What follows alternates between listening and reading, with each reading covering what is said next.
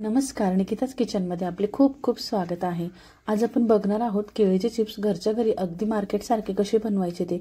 अगदी सोपी रेसिपी आहे, फक्त 2-3 टिप्स लक्षात ठेवायच्या आणि अगदी मार्केट सारखे चिप्स आपण आज घरीच बनवणार आहोत। अगदी कमी खर्चामध्ये हे चिप्स बनतात। बाहेरून मार्केटमधून आणायला गेलं तर खूप महागात पडतात, पण अगदी घरीच मस्त आपण छान असे बनवणार आहोत। तुम्ही इथे बघू शकता किती छान असे आपले चिप्स तयार झाले आहे। आवाजावरूनच तुम्हाला समजत असेल किती क्रिस्पी असे आपले चिप्स झालेले आहे।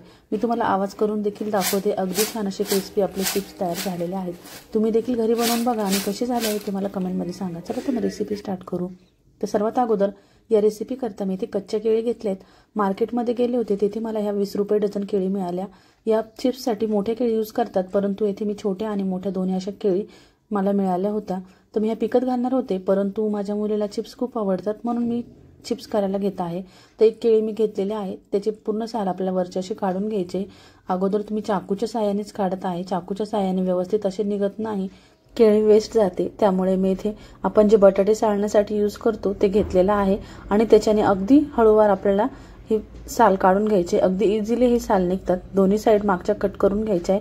अगदी चिकटपणा याला असतो, त्यामुळे पाण्यामध्ये आपल्याला घालून ठेवायचे आहे जेणेकरून केळी काळे पडणार नाहीत। तर इथे 2-3 केळी मी सालून घेतलेल्या आहेत।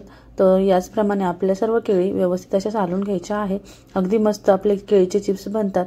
कुणी म्हणणार नाही की आपण हे घरी बनवलेले आहे। अगदी क्रिस्पी आपले या केळी बनतात। तर फक्त थोडेसे टिप्स आहे त्या लक्षात ठेवून तुम्ही या केळीचे चिप्स बनवून बघा। फक्त व्हिडिओ स्किप न करता बघा, तुमचे केळीचे चिप्स खूप छान असे बनणार आहे। आता जे बटाटे स्लायसर असतात त्याच्याने मी हे कट करून घेत आहे। तर तुम्ही तुमच्या आवडीनुसार कसे जाड बारीक ठेवायचे आहे तसे कट करू शकता। चाकूने देखील आपण कट करून घेऊ शकतो, परंतु चाकूने थोडेसे जाड होतात, त्यामुळे मी इथे स्लायसर यूज केलेला आहे। आता हे आपण सर्व कट करून घेणार आहोत।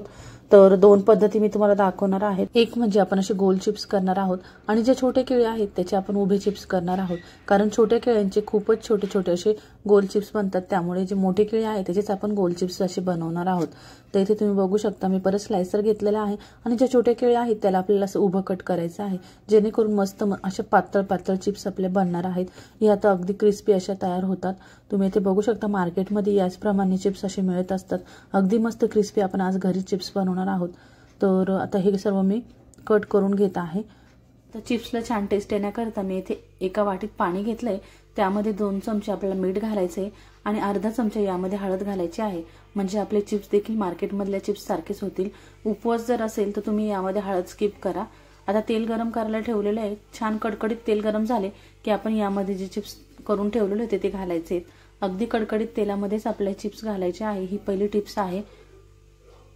आता हे जे आपण असे चिप्स करून ठेवतो ते तेलात घातल्यानंतर एकमेकांना चिपकतात, त्यामुळे मी तुम्हाला एक दुसरी स्टेप सांगत आहे, ती जर तुम्ही फॉलो केली तर अगदी मस्त मोकळे मोकळे आपले असे चिप्स बनतात। यानेही मोकळे होतात, परंतु मग जास्त आपण तळू नाही शकत, थोडे थोडेच तळावे लागतात। परंतु पुढची जी स्टेप आहे ती जर तुम्ही केली तर अगदी मोकळे मोकळे आपले असे चिप्स तयार होतात। तर आता हे चिप्स आपल्याला छान असे तळून घ्यायचे। यामध्ये 2 चमचे आपल्याला जे आपण मिश्रण बनवलं होतं हळदी आणि मिठाचं ते घालायचं आहे, म्हणजे चिप्सला छान अशी टेस्ट येते आणि रंग देखील येतो। आता हे व्यवस्थित असे तळून घ्यायचे। अगदी 5 ते 6 मिनिटात अगदी चविष्ट आणि क्रिस्पी असे आपले चिप्स तयार होतात। खायला अतिशय स्वादिष्ट लागतात। तर नक्की एकदा बनवून बघा। आता इथे तुम्ही बघू शकता तेलातले बबल्स अगदी कमी झालेले आहेत, म्हणजेच आपले चिप्स मस्त असे क्रिस्पी झालेले आहेत। आता हे आपण तेल नितरून घेऊया आणि मस्त असे काढून घेऊयात। तर एका प्लेटमध्ये मी काढून घेत आहे। अगदी छान आपले क्रिस्पी असे चिप्स तयार झालेले आहेत। तर 2 पद्धतीने मी तुम्हाला चिप्स बनवण्यास सांगणार आहे। पुढची स्टेप देखील तुम्ही बघू शकता। अगदी छान आपले चिप्स तयार होणार आहेत। या स्टेपमध्ये थोडेसे चिपकतात एकमेकांना, परंतु पुढच्या स्टेपमध्ये अजिबात आपले चिप्स चिपकत नाहीत, फक्त थोडीशी काळजी घ्यावी लागते। आता हे सर्व चिप्स मी काढून घेणार आहे। ते तुम्ही बघू शकता, बघताच क्षणी समजते किती छान असे क्रिस्पी आपले चिप्स तयार झालेले आहेत। आता आपण पुढच्या स्टेपने चिप्स तळून बघूया। आता सर्व चिप्स मी काढून घेतलेले आहे। दुसऱ्या पद्धतीने आपल्याला चिप्स बनवण्याकरिता गॅस अगदी मीडियम करायचा आहे आणि डायरेक्टली तेलामध्येच असे टाकून घ्यायचे आहेत।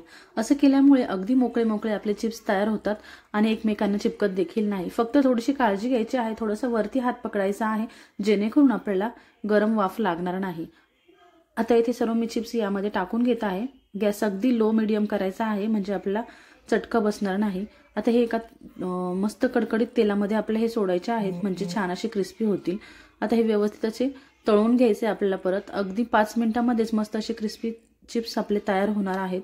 खायला तर खूपच स्वादिष्ट लागतात, तर नक्की तुम्ही बनवून बघा आणि अगदी कमी खर्चामध्ये बनतात। अगदी 20 रुपयामध्येच माझे एवढे मोठे चिप्स तयार झालेले होते। आता यामध्ये आपण जे हळदी आणि मिठाचं मिश्रण आहे ते परत 1-2 चमचे घालणार आहोत आणि छान असे तळून घेणार आहोत। यामुळे खूपच छान टेस्ट याला येते, वरतून मीठ घालायची गरज पडत नाही, त्यामुळे तेलामध्येच आपल्याला हे मिश्रण घालायचं आहे। आता इथे तुम्ही बघू शकता छान असे क्रिस्पी झालेले आहेत। आता हे देखील आपण काढून घेणार आहोत। आता इथे सर्व चिप्स मी याप्रमाणेच तळून घेतलेले आहे। खूप छान असे क्रिस्पी चिप्स आपले झालेले होते। मी तुम्हाला तोडून देखील दाखवते। छान असे आपले चिप्स तयार झालेले होते। कुणालाही मस्त जमतील अशी ही चिप्सची रेसिपी आहे। तर कशी वाटली हे मला कमेंटमध्ये सांगायला विसरू नका। आणि जे आपण उभे चिप्स तयार केलेले होते त्यामध्ये देखील छान असा मसाला वगैरे घालून तयार करून घेतलेला आहे। अगदी मार्केटमध्ये मिळतात तसेच आपले ते देखील चिप्स तयार झालेले आहे। तर ते देखील तुम्हाला मी दाखवते। तुम्ही बघू शकता किती छान आपले हे मसाला चिप्स देखील तयार आहे। तर तुम्हाला माझी ही रेसिपी कशी वाटली हे कमेंटद्वारे नक्की कळवा आणि माझी ही रेसिपी बघितल्याबद्दल धन्यवाद।